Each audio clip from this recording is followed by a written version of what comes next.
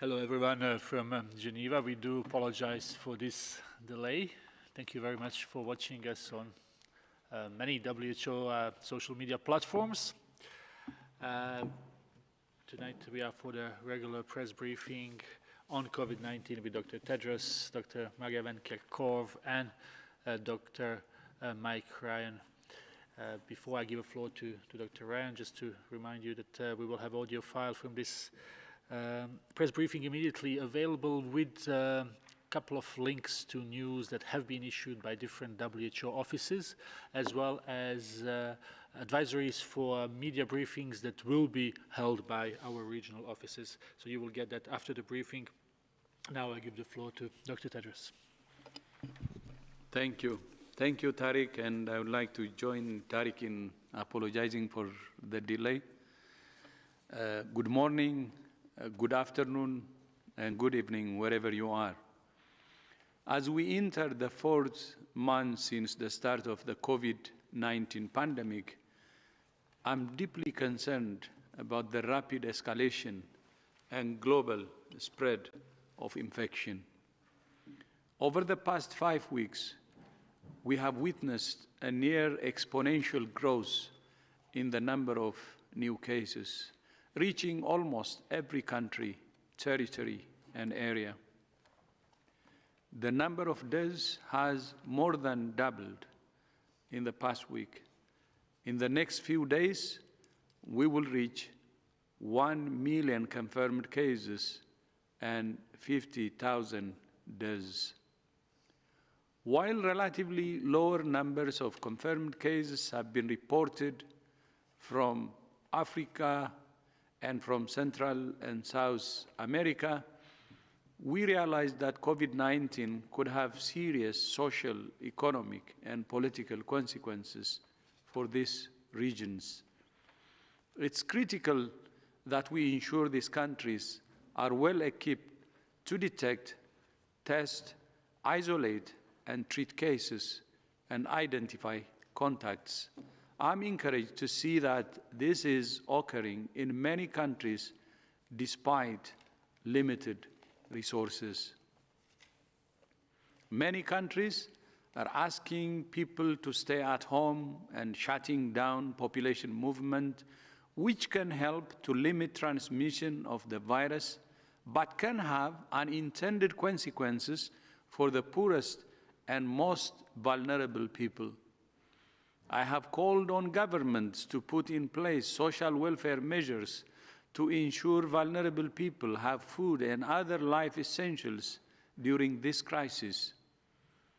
In India, for example, Prime Minister Modi has announced a $24 billion package, including free food rations for 800 million disadvantaged people, cash transfers to 204 million poor women, and free cooking of gas for 80 million households for the next 3 months. Many developing countries will struggle to implement social welfare programs of this nature. For those countries, debt relief is essential to enable them to take care of their people and avoid economic collapse. This is a call from the WHO, the World Bank, and IMF, debt relief for developing countries. 3 months ago, we knew almost nothing about this virus. Collectively, we have learned an enormous amount, and every day we learn more. WHO is committed to serving all people everywhere with the best evidence to protect their health. WHO develops guidance based on the totality of evidence collected from around the world. Every day, our staff talk to thousands of experts around the world to collect and distill the evidence and experience. We constantly review and update our guidance as we learn more, and we're working to adapt it for specific contexts. For example, we recommend hand washing and physical distancing. But we also recognize this can be a practical challenge for those who lack access to clean water or who live in cramped conditions. Together with UNICEF and the International Federation of the Red Cross, we have published new guidance for improving access to hand washing. The guidance recommends that countries set up hand washing stations at the entrance to public buildings, offices, bus stops, and train stations, and many countries are doing it. We're also working hard with researchers all over the world to generate the evidence about which medicines are most effective for treating COVID-19. There has been an extraordinary response to our call for countries to join the Solidarity Trial, which is comparing 4 drugs and drug combinations. So far, 74 countries have either joined the trial or are in the process of joining. As of this morning, more than 200 patients had been randomly assigned to one of the study arms. Each new patient who joins the trial gets us one step closer to knowing which drugs work. We're also continuing to study the evidence about the use of masks. WHO's priority is that frontline health workers are able to access essential personal protective equipment, including medical masks and respirators. That's why we're continuing to work with governments and manufacturers to step up the production and distribution of personal protective equipment, including masks. There is an ongoing debate about the use of masks at the community level. WHO recommends the use of medical masks for people who are sick and those caring for them. However, in these circumstances, masks are only effective when combined with other protective measures. WHO continues to gather all available evidence and continues to evaluate the potential use of masks more broadly to control COVID-19 transmission at the community level. This is still a very new virus, and we're learning all the time. As the pandemic evolves, so does the evidence, and so does our advice. But what doesn't change is WHO's commitment to protecting the health of all people based on the best science, without fear or favor. I thank you. Thank you very much, Dr. Tedros. We will now open the floor for questions. I will just remind you that we will try to keep one question per person, so we try to get as many as possible. As we were late, we will not be able to stay very long. So let's start first from Italy. Giulio from Rai. Giulio, can you hear us?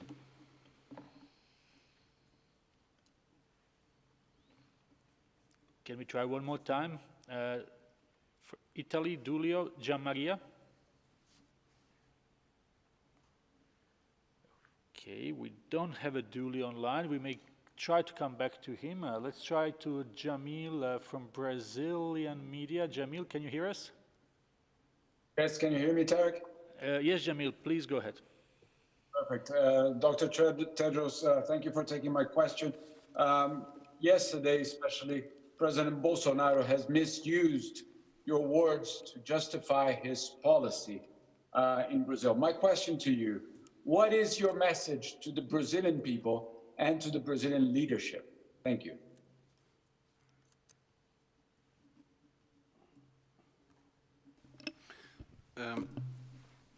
I think the message that WHO is giving to all countries is that we need a comprehensive strategy to respond to this disease. We need, in addition to any measures around lockdown, we need to put in place a comprehensive strategy based on surveillance, on public health intervention, case detection, testing, isolation, quarantine, and strengthening our health systems to absorb the blow and the blow that many health systems around the world have had to bear over the last number of weeks, which has been a tragedy for all those caught up in it. It's really, really important that all countries take this seriously, get ready, prepare their health system, strengthen their public health architecture, engage their communities, educate communities, and bring communities on board, and leave no one behind. And I think this is advice we're giving to all countries, not just Brazil. Thank you very much, Dr. Rand. We will try one more time with Giulio from Italy. He was on mute. Apparently, Giulio, are you available now?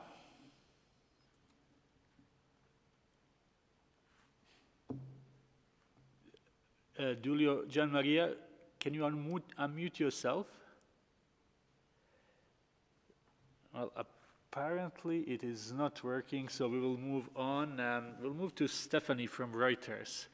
Stephanie, can you hear me? Thank you. Yes, can you hear me? Yes, please, go ahead. Thank you very much. Perhaps a question, a data question, perhaps for Mike. China has now disclosed that it's, the number of asymptomatic cases, and that they're not counting it in their statistics that they are reporting as confirmed cases. I wondered if you could comment for us, please, and put it in some context. Today, for example, they said there were about 130 asymptomatic cases, which they're excluding from their figures. Can you help us understand that? The South China Morning Post has said that, according to classified data, there's 43,000 cases. So how does that tally as a ratio with, 80,000 confirmed cases? And are you getting an accurate reading of the situation, giving you an accurate picture? Thank you. Hi, Stephanie. Great to hear your voice again. I'm going to pass to Maria on this because Maria's been tracking this one. Thanks, Stephanie. So with regards to the reporting of cases, our case definitions include laboratory confirmed cases regardless of the development of symptoms, because we know that there are individuals who are followed up through contact tracing, and they're identified very quickly. And some of those individuals who are identified have not yet developed symptoms. And so it's important for us to capture those individuals as part of case detection, as part of surveillance. Because from data that we've seen from China in particular, we know that individuals who are identified, who are listed as asymptomatic, about 75% of those actually go on to develop symptoms. So when we look at our language and we look at what proportion of the reported cases are asymptomatic, it's important to classify those as no symptoms and PCR positive, and then do not go on to develop symptoms. Those individuals who are identified as asymptomatic at the time of reporting and go on to develop symptoms, so 75% of those, are actually pre-symptomatic. They're in that pre-symptomatic phase. And then, of course, most of the people that are identified are symptomatic.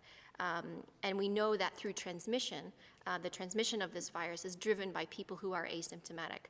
But it is important for us to capture that full spectrum of illness, that full spectrum of detection through surveillance. So again, our case definition includes laboratory confirmed cases regardless of the development of symptoms.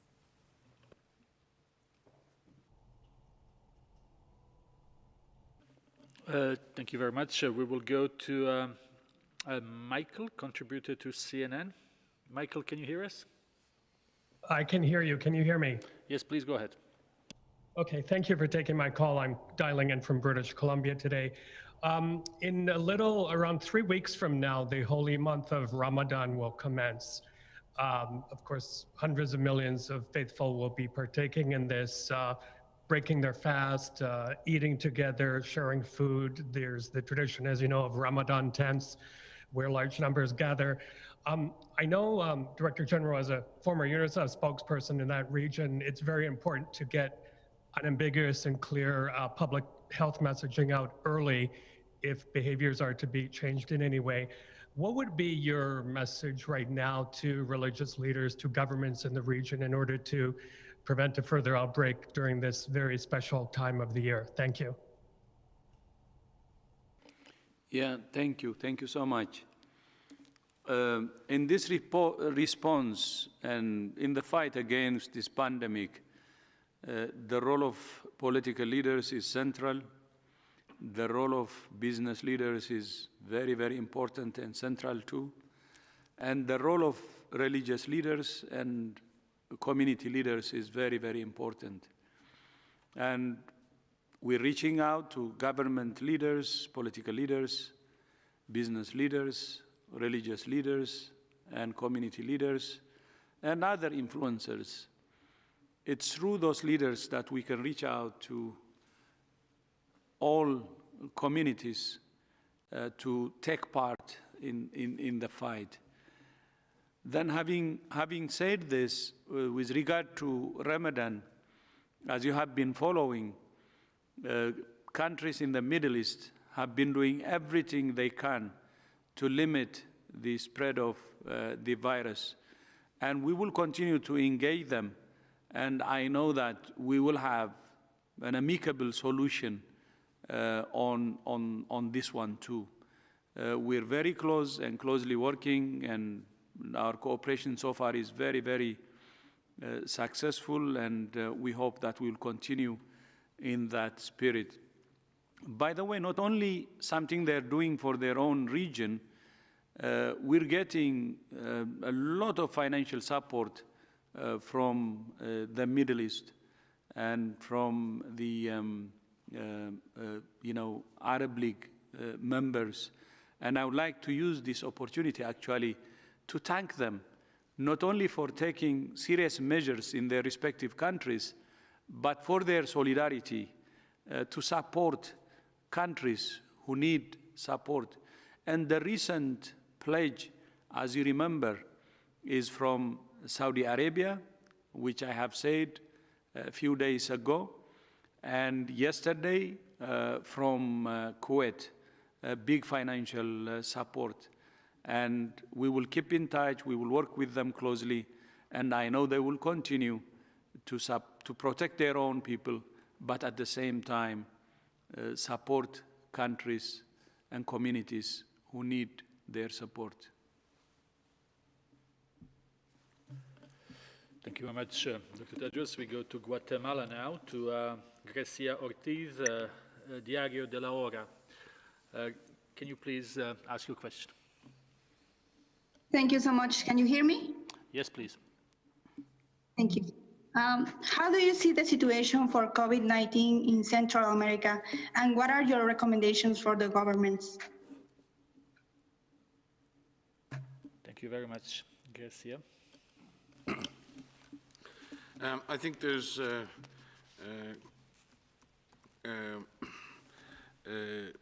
the countries of Central America are sort of at the beginning or the upcycle of the epidemic. There are different capacities in different countries and different risks and different threats.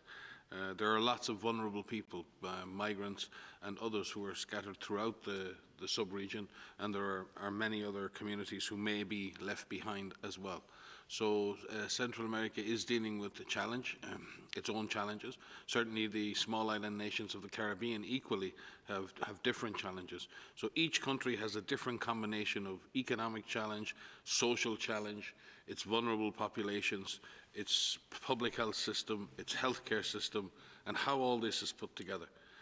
And it's really important that each country, and I am glad to report that almost every country in Central and South America now has a national action plan that is being supported by the international community, in many cases by humanitarian partners in the UN system and NGO partners. And some countries do need that external assistance.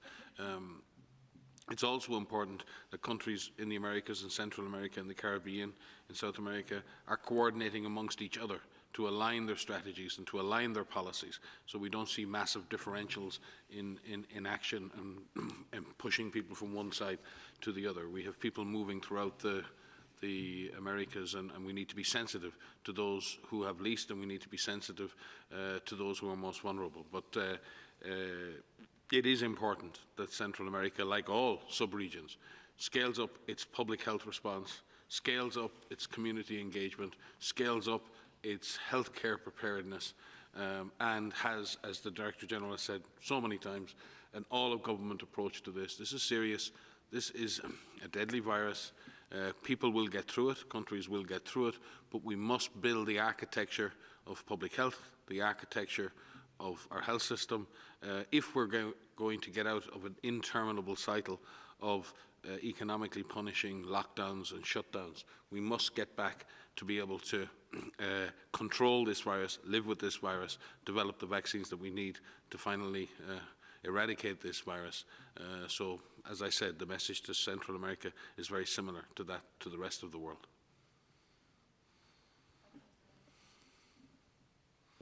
If I could just add, so we have, within our guidance materials, what we've done is we've, in addition to putting out general guidance around infection prevention and control and clinical management, we've put out a series of guidance documents relating to the 4 Cs, you know, these no cases, clusters of cases, community transmission, so that there's specific actions associated with what needs to be done with whatever transmission scenario you're in, but also to prepare for other scenarios that you could eventually be in, and get your systems ready, and just activate those systems now.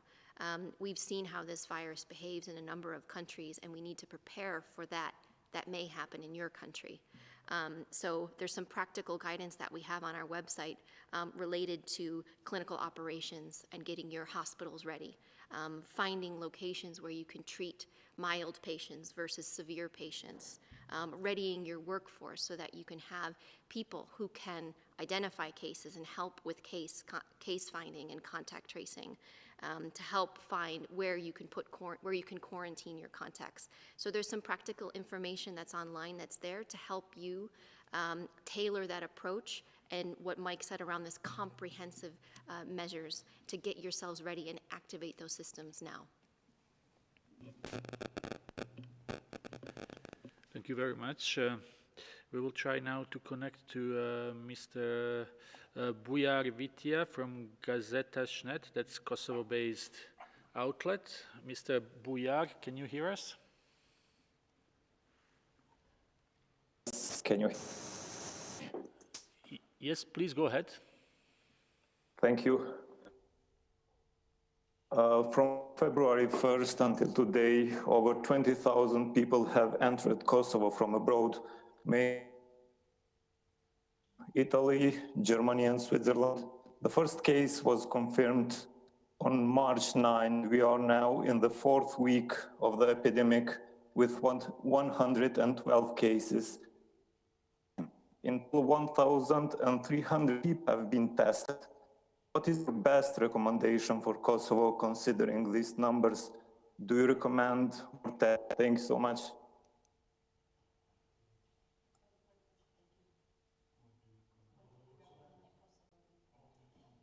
Okay.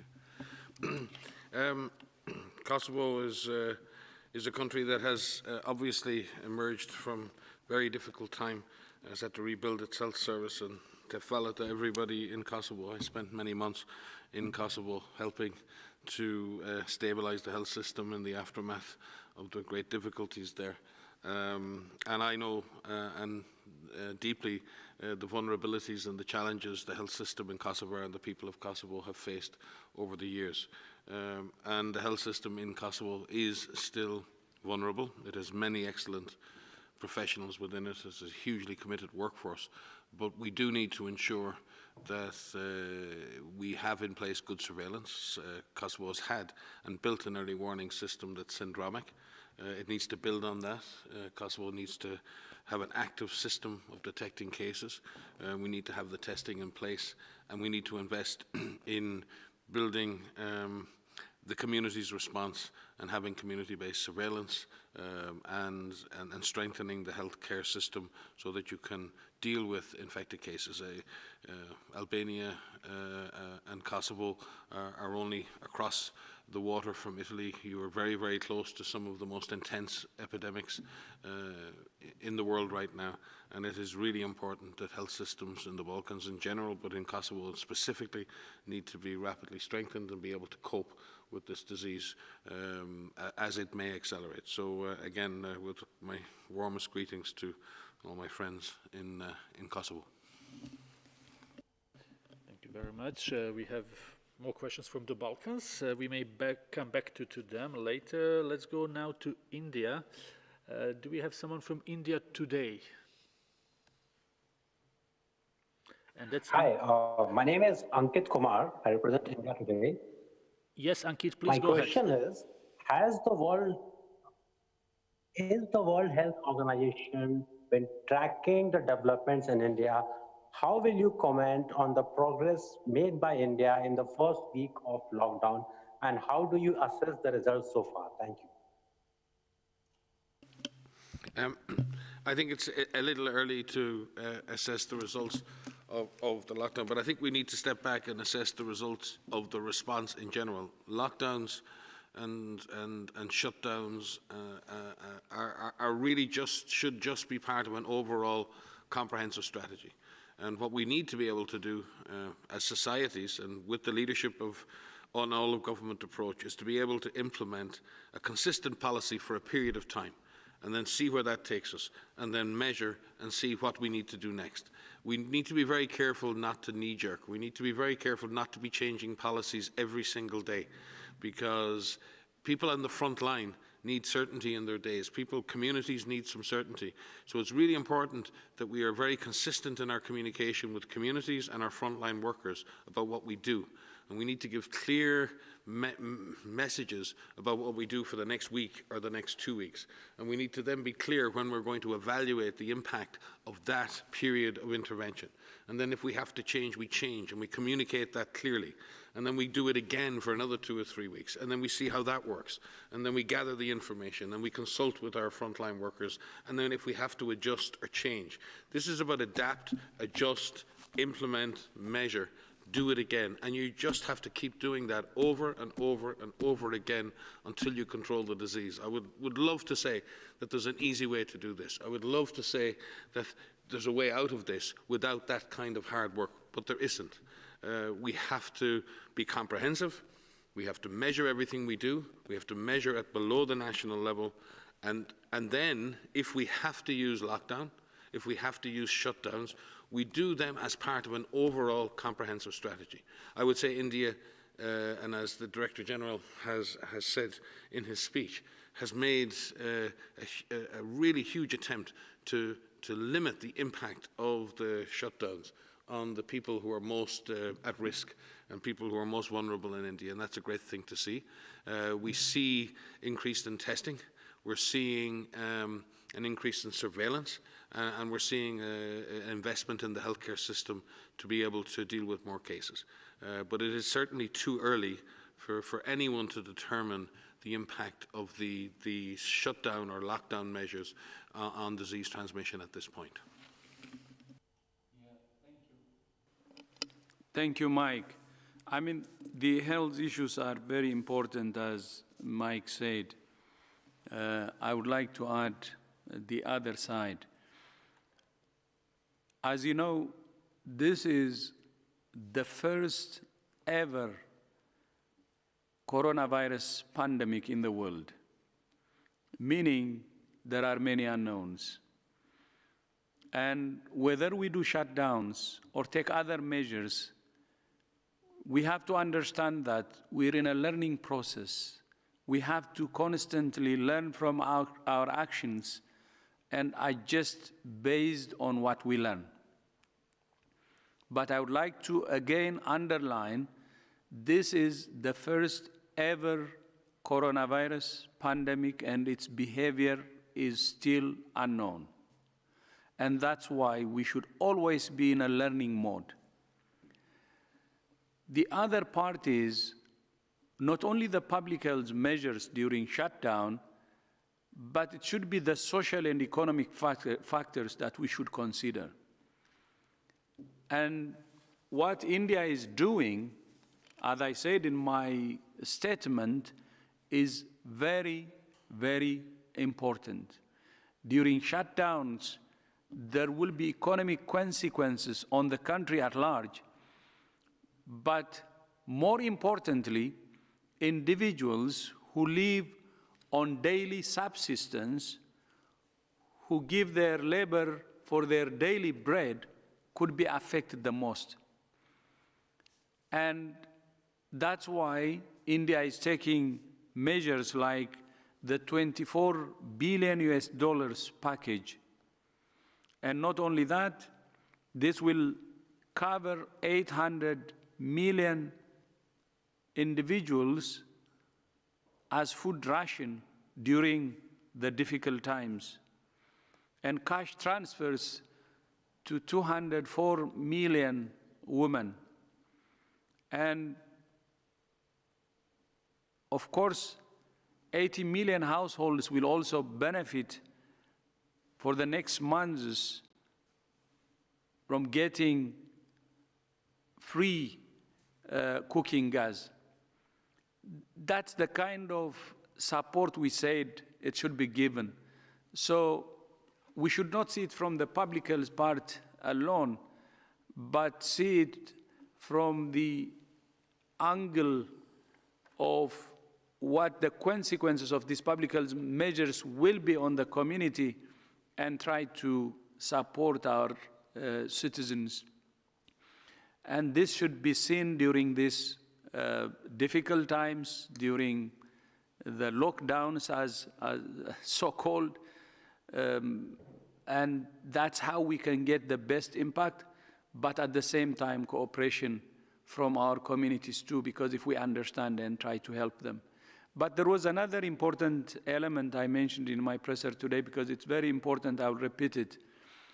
Many countries, many developing countries, cannot really support their society, especially during lockdown, especially on those community members who work for their daily breads. And that's why we called on the international community to have a debt relief to support those countries. But as you also know, debt relief processes are actually lengthy. But what we're proposing together with the World Bank and IMF is an expedited process to support countries so their economy will not be getting into crisis and their communities will not be really getting into crisis.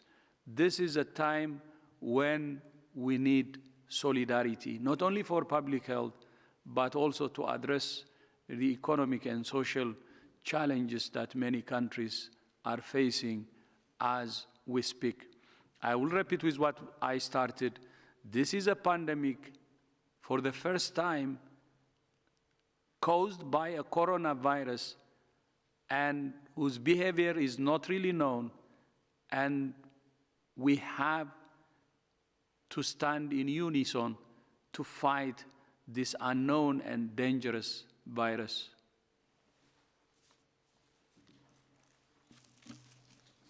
Just wanted to supplement with what Mike and Dr. Tedros has said, and one of the things that we are working very hard on is to systematically assess the response actions that are being taken by countries. As Dr. Tedros has just said, this is the first pandemic of a coronavirus, and it's important for us to critically look at what countries are doing so that we can assess these and see which actions have worked best and which combination of these have worked best. And there's a lot of factors that go into this that relate to this comprehensive approach that we've been talking about. So, for example, what are the testing strategies that countries are using, and what is the percent positive that they're seeing in terms of the numbers of tests that they've done? What is their surveillance strategy? How are countries looking for cases? Are they looking at suspect cases and contacts? Are they trying to identify additional cases through existing respiratory disease surveillance systems like their ILI or their SARI surveillance systems? How are the public measures being applied, and when and where? What movement restrictions are put in place, when and where and for how long? How are our governments and leaders communicating with their populations, with their people? What type of support is being provided to communities? And how are we innovating, and how are we conducting research to learn and feed that back into the response? All of those things need to be done at a national level and at subnational levels to look and see which actions are the most effective. We have evidence from Asia in terms of a number of countries now that have broken this down to subnational levels to look at what has been done where. And what we've been saying about aggressively looking for cases, testing suspect cases, finding contacts, quarantining contacts, isolating patients, and caring for them depending on their severity, those work. But we also need to continually assess what is being done as this pandemic moves across the globe so that we can build up that evidence base to show what works and to make sure that countries have a tailored approach to their response. Thank you very much. From India, we will move to Scotland. Anthony from the Gaudi. Anthony, can you hear us? I can. Can you hear me? Yes, please go ahead. Great. So I'm Anthony Newman from the Gaudi newspaper. Because of the pandemic, millions of students around the world have had to put their studies on hold. Could you elaborate on what the WHO and national governments can do to aid students and educational institutions at this very difficult time? Thank you.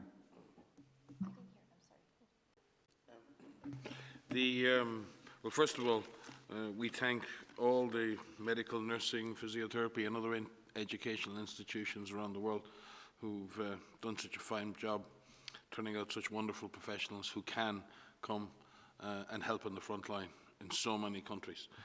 Clearly, we thank them, those institutions and those individuals who are stepping forward to volunteer, but we also have to be sure that those individuals are protected, that they're doing work that they're well trained and qualified to do, they're well supervised, and that they actually can assist and add to the value of the response. So we have a duty of care to them and a duty of care to the patients to ensure that we're given the best possible care and we're using pre-qualified professionals in any part of the medical system are doing work that they're capable of doing and supervised in doing. It's also obviously very important that at some point that these students, particularly the ones who are near final exams, have the opportunity to qualify and get into the system. And I'm sure that national medical, nursing and other educational policies are being adjusted and adapted to see how that can be achieved. And will pass to Maria if she has any further points on this matter. But we will certainly be happy to work with national governments and with national medical, nursing and other educational institutes to see if we can come up with rational policies to guide the completion of education for many, particularly late-stage students in the medical professions. Thank you very much, Dr. Ryan. We will now go to Russia. Anna Redkina from Russia 24. Anna, can you hear us? Yes, I can hear you. Can you hear me? Yes, please go ahead. Yeah. Hi, thank you very much for taking my question. Here in Russia, we see a sharp rise in the local wholesale and retail prices of ginger. Could you please clarify whether ginger can really help to prevent or treat the new coronavirus, or is it just a myth? I think we have to be careful from what we would consider to be the traditional remedies that people use for making themselves feel better during a common cold or the flu or any illness. We've all had illnesses, and some of us like to take a drink with honey, some like to take ginger, some of us take special herbal teas. Anything that makes one feel better, anything that provides that reassurance, and anything that you believe can help your health that's not dangerous, certainly has a positive impact on your health. But it's a different thing to say that something is effective in treating the disease. At this moment, there is no therapy that has been proven to be effective in the treatment of COVID-19. We've explained, and the DG has explained actually earlier, about the Solidarity trials and many other trials that are testing many, many different compounds around the world, including the ones that are most promising. So I would advise people that if you have your favorite remedy that you use, like honey, like lemon, like ginger, please continue to support yourself through the illness. But please let us avoid making assumptions without evidence that certain things can cure COVID-19. At the moment, there is no proven therapy for COVID-19. Maria? Thank you very much. That was Russia 24. Now we will go to Karen Wolfson From a World Health Alert Crisis, Karen was with us almost every press conference, so we are happy to hear from her now. Karen, please go ahead. Good afternoon, good morning, and good evening.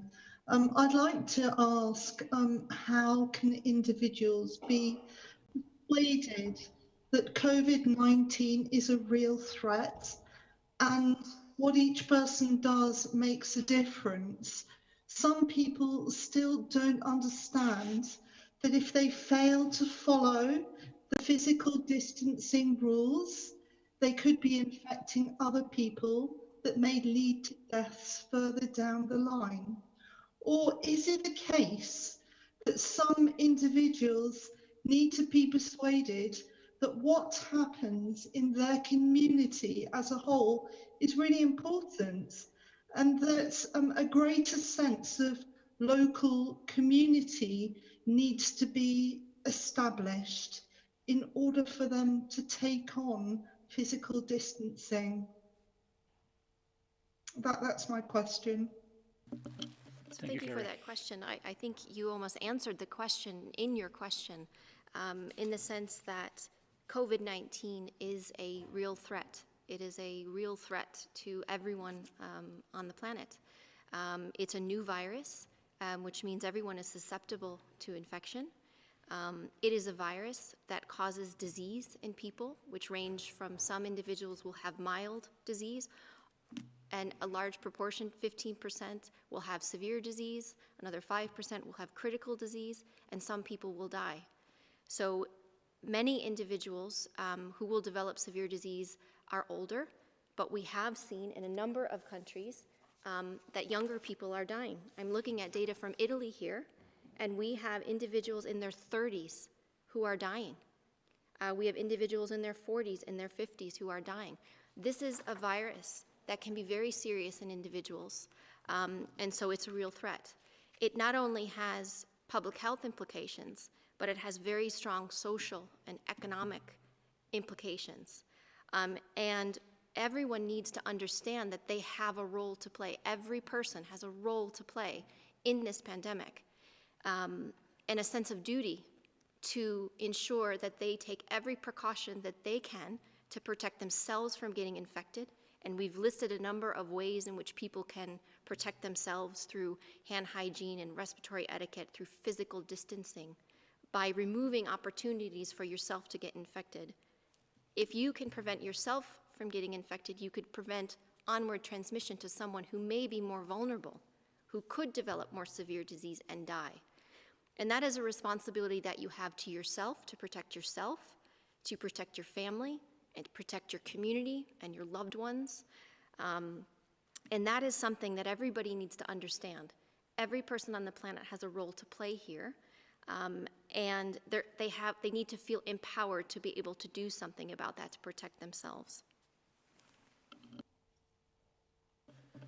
Thank you very much for that. We have a time really for one or two more questions, so we will go to Nigeria now, to Innocent Eneta from Metro Star newspaper in Nigeria. Innocent, can you hear us? I can hear you. Good evening, sir. Please go ahead, we can hear you. Okay, my question is this. We learned there's about 500 ventilators in Lagos, in Nigeria particularly.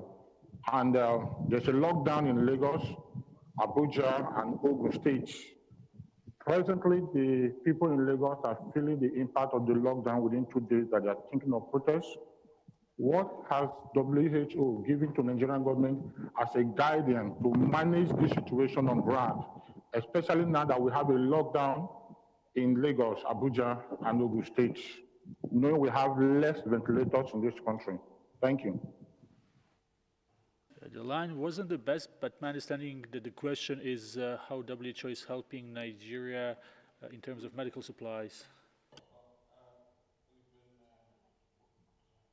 We've been working very closely with Nigeria since the beginning, and particularly with the Ministry of Health and the Nigeria CDC. In fact, the Director General and myself spoke with the Director of Nigeria CDC. Latest was this morning with Chikwe Ike Wezu, and actually we're reviewing our support to Nigeria and what more we could do. We have been supporting lab diagnostics, we have been supporting with the creation of isolation facilities. We have actually been in Nigeria supporting Chikwe and his teams and the Nigerian Ministry of Health for years on Lassa control, on monkeypox control, on cholera control. We don't come to Nigeria. We don't arrive in Africa and on the continent. We are there. We are there every day of every week of every year, working hand in hand with our colleagues at Ministry of Health and our other partners in the UN system.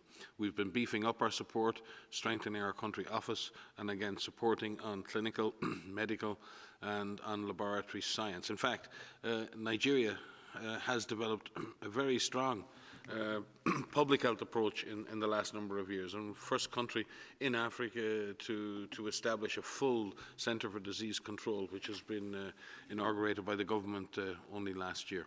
So yes, there are challenges, and there are certainly challenges in a country as big as Nigeria, with the diversity of climate, the diversity of population, the diversity of contexts, from the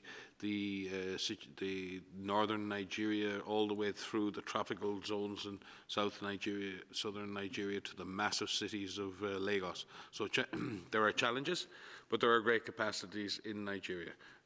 We will continue to scale up our support, particularly on laboratory diagnosis, and we spoke with Dr. Chikwe about that this morning. We will continue to ramp up our support around medical protective gear, and certainly Dr. Chikwe was very clear on what he needed more from WHO, and we are determined to deliver that in the interests of the people of Nigeria.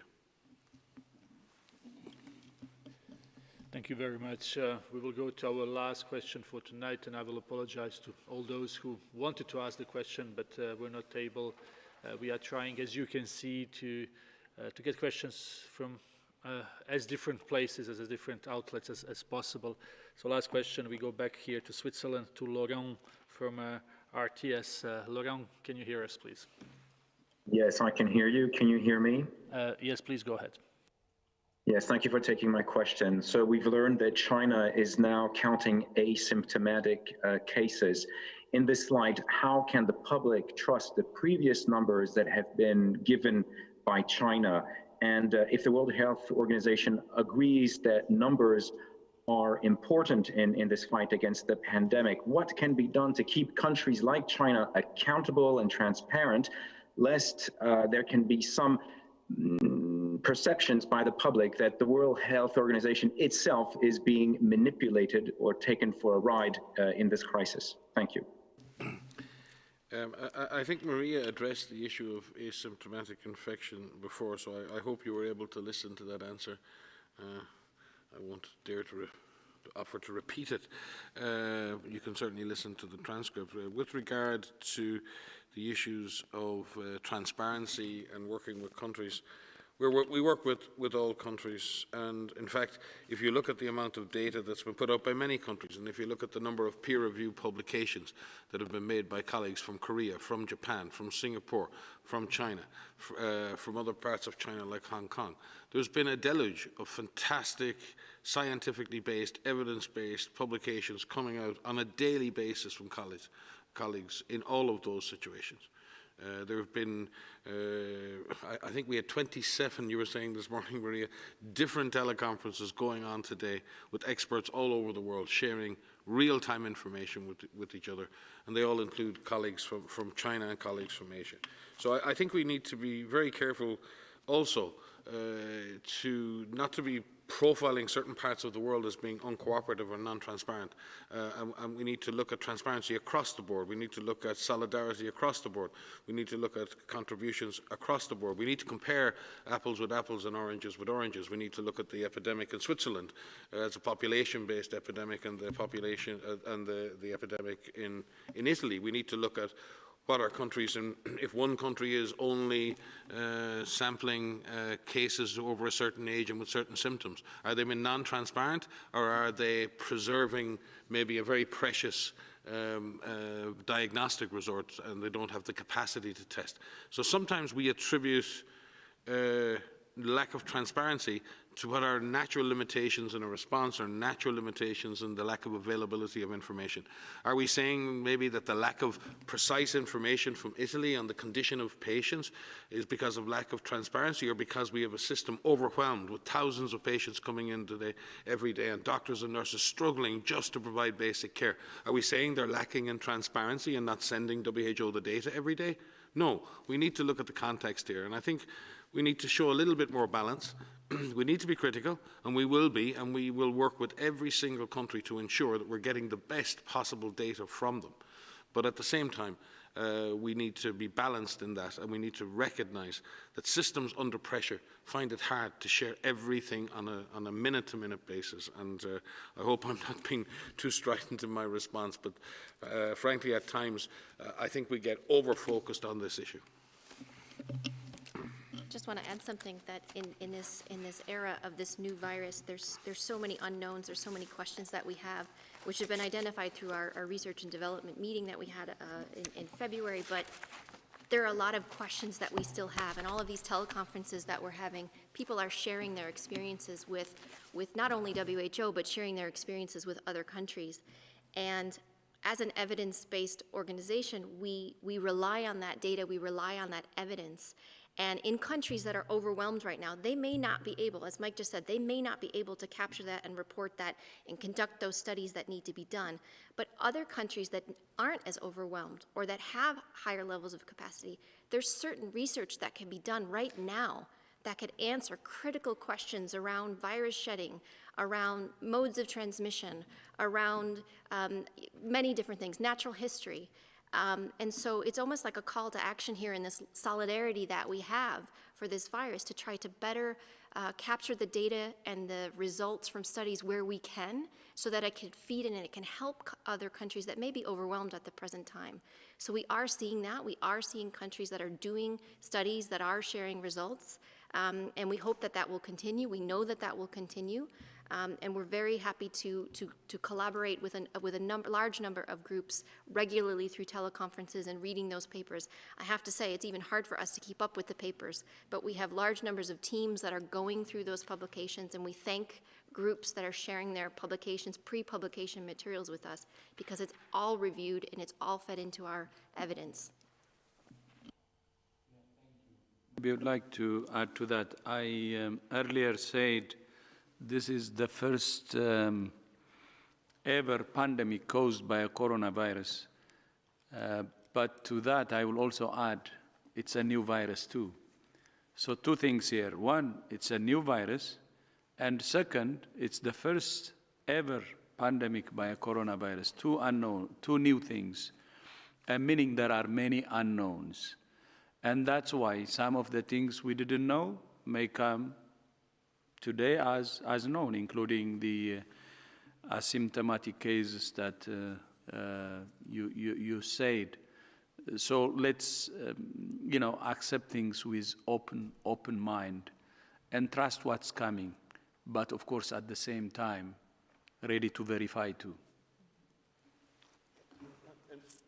Maybe I could just give a specific example, because I've been sitting here all afternoon poring over data with Maria, and we were just looking at some of the viral shedding studies that are going on all over the world and the information that's been provided. We have information on viral shedding study in Germany, 1, Singapore, 1, the United States, 1, and China, 4. That's what I was looking at this afternoon. We thank all of those countries for sharing that early data with us on viral shedding, because this is helping us form policies on everything from the use of masks to the length of infection to many of the other risk factors with this disease. We thank all countries who are sharing this preliminary early information with us. But we also understand that some countries are in the middle of the fight of their lives, and they can't necessarily collect this data at this moment in time.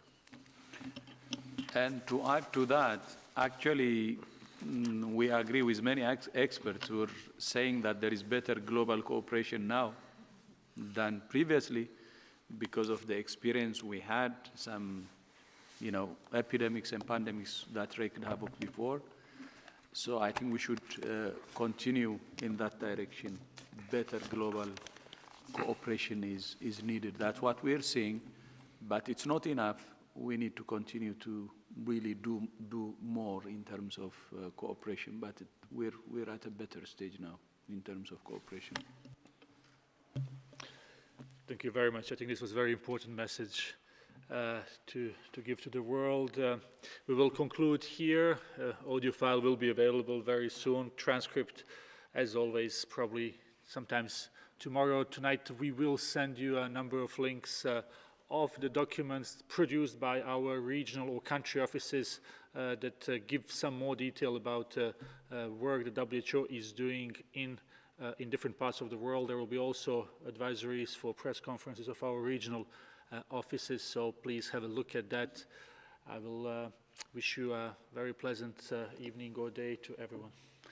And in addition to the three of us, on Friday there will be a special guest, a surprise. So see you on Friday. See you on Friday.